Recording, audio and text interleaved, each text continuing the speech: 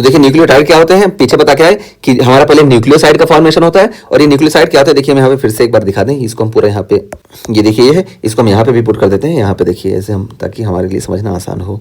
देखिए हम यहाँ पे इसको पुट कर दिए। तो देखिए न्यूक्लियोसाइड क्या होता है, हम पीछे बता क्या है, यहाँ पे भी एक बार फिर से हम रिकॉल करा दे रहे हैं। तो न्यूक्लियोसाइड देखिए जब पेंटोज शुगर के साथ नाइट्रोजन बेस अटैच होता है तो इसको हम बोलते हैं न्यूक्लियोसाइड, ठीक है। तो देखिए न्यूक्लियोसाइड में क्या होता है कि बेस प्लस राइबोज शुगर, ठीक है। तो राइबोज शुगर होगा तो ये हमारा न्यूक्लियोसाइड हो गया। तो देखिए डीऑक्सीराइबोज भी हो सकता है और राइबोज भी हो सकता है। तो देखिए डीऑक्सीराइबोज अगर है तो इसको हम डीऑक्सीराइबोन्यूक्लियोसाइड बोलते हैं, और अगर राइबोज शुगर है तो इसको हम राइबोन्यूक्लियोसाइड बोलते हैं, ठीक है। पीछे हम पूरी बात करके आ चुके हैं, आप वहां से देख लीजिएगा। और उसका फिर यहाँ पे देखिए न्यूक्लियोटाइड क्या होता है, तो यहाँ पे देखिए बेस के साथ साथ हमारी ये राइबोज शुगर भी प्रेजेंट होती है, ठीक है। चाहे डीऑक्सीराइबोज या राइबोज हो, यानी पेंटोज शुगर प्रेजेंट होगी, और साथ में फॉस्फेट ग्रुप भी प्रेजेंट हो गया। देखिए हम यहाँ पे ये दिखाएं, ये हमारा हो गया न्यूक्लियोटाइड, ठीक है। तो देखिए न्यूक्लियोटाइड ये हो गया, और यहाँ पे देखिए ये हमारा राइबोन्यूक्लियोटाइड हो गया, और ये हमारा डीऑक्सीराइबोन्यूक्लियोटाइड हो गया। ये कैसे होता है ना, पिछली वीडियो आप देखिएगा, पिछले जो टॉपिक्स है वहाँ पे हमने बहुत अच्छे से क्लियर किए हैं। यहाँ पे हम टाइम नहीं वो करना चाह रहे हैं, क्योंकि बायोकेमिस्ट्री में हमको ऐसे भी कई चीजें एक्सप्लेन करना है जो यहाँ पे नहीं दिया गया, समझाने के लिए एक्सप्लेन करना है, ठीक है। तो ये चीज हम पीछे एक्सप्लेन कर चुके हैं, आप वहाँ से देखिए। तो ये चीज हुई, और यहाँ पे देखिए प्यूरिन्स और पिरामिडिन दो तरह के होते हैं रिंग्स, ठीक है। तो ये जो नाइट्रोजनस बेस होते हैं ये दो तरह के होते हैं। कहाँ गया, ये नाइट्रोजन बेस दो तरह के होते हैं, प्यूरिन और पिरामिडिन। तो प्यूरिन जो होता है देखिए यहाँ पे दो होते हैं, एडेनिन और गुआनिन। तो प्यूरिन दो होते हैं और इसमें दो रिंग होती है, और पिरामिडिन जो होते हैं ये तीन होते हैं। तो पिरामिडिन CUT कट होते हैं, जबकि प्यूरिन जो होते हैं AG होते हैं। तो इसको हम कैसे याद रखेंगे, तो देखिए प्यूरिन को हम याद रखेंगे प्योर एज गोल्ड। तो प्योर एज गोल्ड, तो प्यूरिन में क्या होता है, एडेनिन और गुआनिन होता है। तो ये हो गए हमारे प्यूरिन्स।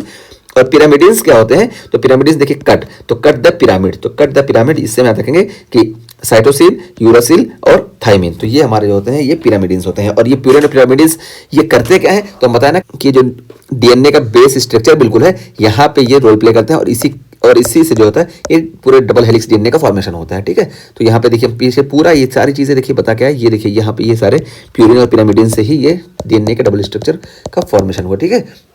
चाहे हम RNA की बात करें, RNA में भले ही सिंगल स्ट्रक्चर होता है, लेकिन यहाँ पे ये प्रेजेंट होना चाहिए, क्योंकि जब ये बेस प्रेजेंट होगा पिरामिडिन या प्यूरिन, तभी जो है हमको राइबोन्यूक्लियोसाइड का फॉर्मेशन देखने को मिलेगा। और जब राइबोन्यूक्लियोसाइड का फॉर्मेशन देखने को मिलेगा तभी हमको राइबोन्यूक्लियोटाइड का फॉर्मेशन देखने को मिलेगा। और राइबोन्यूक्लियोटाइड ही आगे जाके फिर ये राइबोसोम का फॉर्मेशन करेंगे, आपस में ज्वाइंट होकर, ठीक है। पीछे पूरा मैकेनिज्म बता के आए हैं।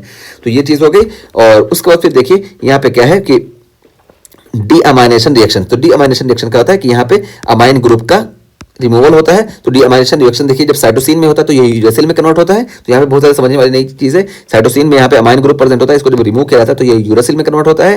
देखिए यहाँ पे नाइट्रोजन बेस आपस में कन्वर्ट हो गया, साइटोसिन ये यूरासिल में कन्वर्ट हो गया। इसी तरीके से एडेनिन जो होता है ना, अगर यहाँ पे डीअमाइनेशन देखने को मिला है तो ये हाइपोजेंथिन में कन्वर्ट होता है। अभी हाइपोजेंथिन के बारे में आगे हम बात करेंगे, ठीक है। हाइपोजेंथिन वगैरह यहाँ पे आएंगे, ठीक है, आगे स्ट्रक्चर में, तो यहाँ पे बात करेंगे। बस हाइपोजेंथिन में एडेनिन कन्वर्ट होता है डीअमाइनेशन रिएक्शन में।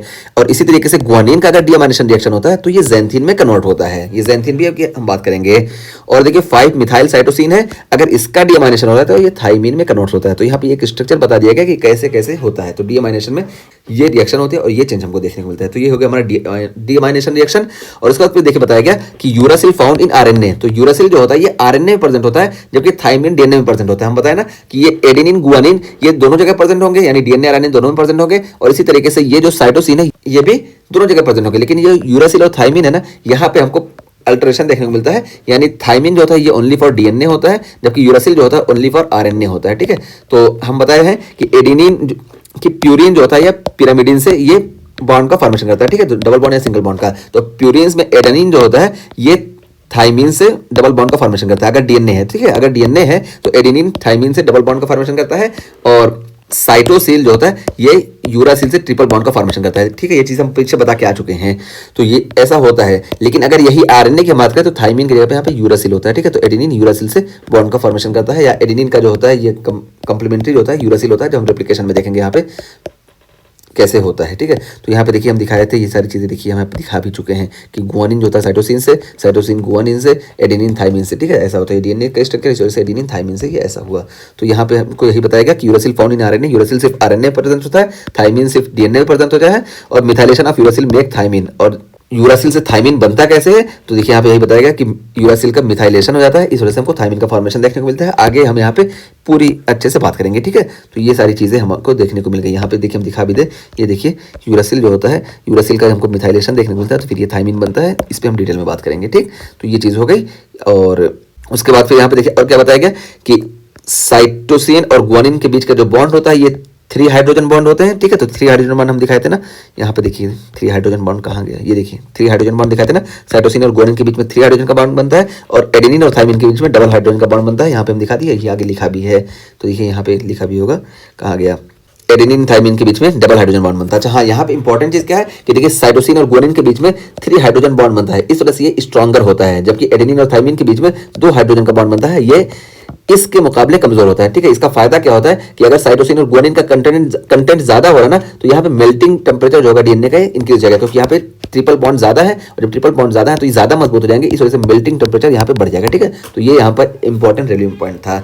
तो इसको याद कैसे रखेंगे, तो देखिए cytosine guanine bonds are like crazy glue, तो क्रेजी ग्लू तो है, ठीक है, सी और जी, इससे याद रखेंगे कि ये होते हैं टेम्परेचर को, मेल्टिंग टेम्परेचर को इंक्रीज कर देते हैं। तो ये हमको याद रखना है, बाकी ये तो बहुत आसान चीज़ें हैं, बिल्कुल हम 12th लेवल या 11th लेवल से ये सारी चीज़ें पढ़ते आ रहे हैं। और उसके बाद फिर यहाँ पे देखिए प्यूरिन सिंथेसिस के बारे में बताया जा रहा है, इसके बारे में आगे अच्छे से बात करेंगे यहाँ पे प्यूरिन सिंथेसिस में, लेकिन यहाँ पे इसे बता दिएगा शॉर्ट में कि प्यूरिन सिंथेसिस क्या होता है कि यहाँ पे जो अमाइनो एसिड नेसेसरी होते हैं कौन कौन से, ग्लाइसिन, एस्पार्टेट और ग्लूटामेट। तो ग्लाइसिन, एस्पार्टेट और ग्लूटामेट ये प्यूरिन सिंथेसिस में नेसेसरी होते हैं, ठीक है। तो यहाँ पे देखिए ये दिखाया गया कि इसको याद कैसे रखेंगे, कैरेट्स पर अंटिल दे गैग। तो यहाँ पे देखिए गुआनिन, एस्पार्टेट और ग्लूटामेट ये नेसेसरी होते हैं, हम दिखा दें कैसे होते हैं। तो देखिए यहाँ पे जब फॉर्मेशन होता है ना, तो देखिए ओवरऑल हम इसे बता दे रहे हैं, आगे हम पूरे स्ट्रक्चर बताएंगे। तो सबसे पहले देखिए हम बताते हैं कि प्यूरिन जो होते हैं ना, एडेनिन गुआनिन, यहाँ पे देखिए कई चीजों से मिलकर ये रिंग का फॉर्मेशन होता है, डायरेक्ट नहीं कि एक स्टेप गई और एक स्टेप में फॉर्मेशन हो गया, तो कई चीजों से यहाँ पे ये मिलकर फॉर्मेशन होता है। तो यहाँ पे देखिए ये देखिए फर्स्ट नाइट्रोजन है, इसको हम लिख दें 4th, 5th, 6, 7, 8, 9, ठीक है। ये देखिए पूरी जो रिंग है ये प्यूरिन हम बताएं कि ये डबल रिंग होती है, ये हुआ। और यहाँ पे देखिए ये जो फर्स्ट नाइट्रोजन है ना, ये एस्पार्टेट से आता है, ठीक है। तो एस्पार्टेट से फर्स्ट नाइट्रोजन आता है। इसी तरीके से आप बात करेंगे तो ये जो कार्बन होता है ना, ये कार्बन डाइऑक्साइड से, यानी रेस्पिरेटरी कार्बन डाइऑक्साइड से कार्बन यहाँ पे कंट्रीब्यूट होता है। और यहाँ पे आप बात करेंगे इस कार्बन की, जो सेकंड कार्बन है ये टेट्राहाइड्रोफोलेट से आता है। और ये देखिए ये जो थर्ड नाइट्रोजन है ना, ये ग्लूटामाइन से आता है, थर्ड और 9th नाइट्रोजन, ये देखो ये दोनों ग्लूटामाइन से आता है। कैसे आता है अभी आगे हम बात करेंगे। और इसके अलावा ये देखिए ये 4th, 5th कार्बन और 7th नाइट्रोजन ये ग्लाइसिन से आता है, तो ग्लाइसिन इसका फॉर्मेशन करते हैं। और ये देखिए 8th कार्बन जो होता है ये भी टेट्राहाइड्रोफोलेट से आता है। तो इतने सारे स्ट्रक्चर मिलकर इसका फॉर्मेशन करते हैं, थोड़ा थोड़ा डोनेशन करते हैं, ठीक है। तो प्यूरिन कई लोगों के डोनेशन से मिलकर बनता है। तो यहाँ पे यही बताया गया कि देखिए ग्लाइसिन, एस्पार्टेट और ग्लूटामेट, ग्लाइसिन, एस्पार्टेट और ग्लूटामेट, इन तीनों के प्रेजेंस में ही हमको प्यूरिन का फॉर्मेशन देखने को मिलेगा। जबकि पिरामिडिन में क्या होता है, तो देखिए यहाँ पे कार्बोनाइल फास्फेट होता है और एस्पार्टेट, ये दोनों मिलकर पिरामिडिन का फॉर्मेशन कर देते हैं, ठीक है। तो पिरामिडिन का फॉर्मेशन देखिए यहाँ पे सिर्फ कार्बोमाइल फास्फेट और एस्पार्टेट से हो जाता है, जबकि प्यूरिन में यहाँ पे देखिए कई स्ट्रक्चर का रोल होता है, ठीक है। तो ये चीज़ यहाँ पे हमको बता दी गई और यहाँ पे हम आगे पूरी इस पे मैकेनिज्म में बात करेंगे, ठीक है, प्यूरिन सिंथेसिस में। तो ये हमारा पूरा न्यूक्लियोटाइड का टॉपिक कंप्लीट हुआ। न्यूक्लियोटाइड में हम पूरा बता दिए कैसे कैसे न्यूक्लियोसाइड बनता है और न्यूक्लियोसाइड से न्यूक्लियोटाइड कैसे बनता है, और यहाँ पे प्यूरिन क्या होते हैं और पिरामिडिन क्या होते हैं, ठीक है। और फिर यहाँ पे हम डीएमाइनेशन रिएक्शन में बताएं कि कैसे कैसे इंटरचेंज होते हैं ये, और फिर ये बताया कि यूरासिल जो होता है ये सिर्फ आरएनए में होता है, थाइमिन सिर्फ डीएनए में होता है। और यहाँ पे देखिए यूरासिल का अगर मिथाइलेशन होता है तो ये थाइमिन में कन्वर्ट हो जाता है, ये भी हम यहाँ पे बता दिए। और उसके बाद फिर यहाँ पे होता है कि देखिए गैग जो अमाइनो एसिड है, ग्लाइसिन, एस्पार्टेट और ग्लूटामाइन, इन तीनों का प्रेजेंट होना जरूरी है प्यूरिन के लिए, जबकि पिरामिडिन के लिए हमारे कार्बोमाइल फास्फेट और एस्पार्टेट ये रॉ मटेरियल की तरह यूज होते हैं और ये ज्वाइंट होते हैं। और कैसे ज्वाइंट होते हैं आगे हम बात करेंगे। और इसको हम याद कैसे रखेंगे, देखिए इसको तो प्यूरिन प्योर एज गोल्ड, तो एजी होगा। और पिरामिडिन जो होता है इसको हम याद रखेंगे कट द पिरामिड, तो यहाँ पे साइटोसिल, यूरासिल और थाइमिन ये होता है। और फिर यहाँ पे एक इंपॉर्टेंट चीज बताएगी कि साइटोसिन और गुआनिन के बीच में ट्रिपल बॉन्ड होता है, इस वजह से अगर इसका नंबर इंक्रीज हो रहा है तो हमको मेल्टिंग टेम्परेचर इंक्रीज देखने को मिलेगा।